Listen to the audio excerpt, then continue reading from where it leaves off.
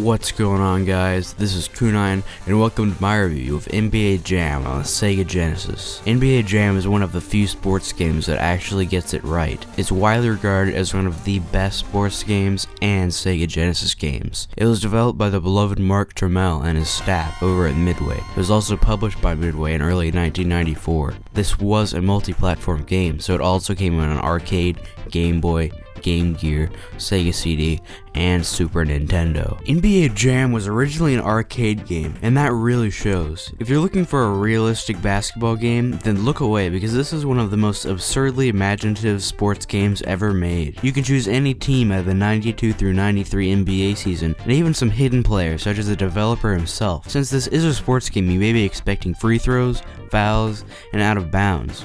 None of these exist in NBA Jam, and each player can easily defy human physics. This means you can push and elbow other players without any penalties. There are 4 quarters of 3 minutes, and it's extremely fast paced. Your character can also become on fire. This can be done by making 3 consecutive baskets. You have increased boost and increased shooting percentage. Fire mode will only run out when the opposing team makes a basket. The opposing team is very tough to beat. Even on the easiest settings, they can easily get on fire if you don't pay attention. Many times you can lose to them even if you have a significantly better team. NBA Jam can be played as single player, but it's very clear that it was intended and is much more enjoyable with 2 or more players. As for controls, this game is pretty decent. You press the D-pad to dribble around the court, and the start button to pause the game. The A button is pressed to shoot, the B button is pressed to use boost, and the C button is used to pass. On the bottom of the screen, useful information is displayed, such as what teams are playing, what quarter is, the score, and the time remaining in the quarter. The top of the screen shows how much boost you have and who currently has the ball. If you are playing solo, a flashing press start to play button will appear, letting the other potential players know they are welcome. There is no saving in this game, but there doesn't really need to be either. The only thing saved is your initials if you get the high score, and that's how it should be.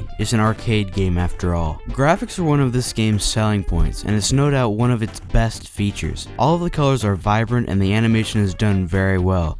There is even some full motion video clips during halftime. John Hay composed the upbeat, funky music that you hear in the background, and it fits the overall theme of the game very well. The sound effects are also very well done, and from what I can tell, use actual human voice in the game. I previously mentioned you could play as the lead developer, Mark Trammell. There are many other Easter eggs featured in this game, such as super clean floors if you press the A button 5 times, which makes players slip, and many other characters ranging from Bill Clinton to the Charlotte Hornets mascot. All these Easter eggs contribute to a large amount of replay value. I got my copy for $10, but I would gladly pay $30 for this game, and it would still be a good purchase. Pick this game up immediately if you don't already have it. I'm giving NBA Jam a 9.5 out of 10 based on innovative gameplay, excellent graphics, great music score, and strong replay value.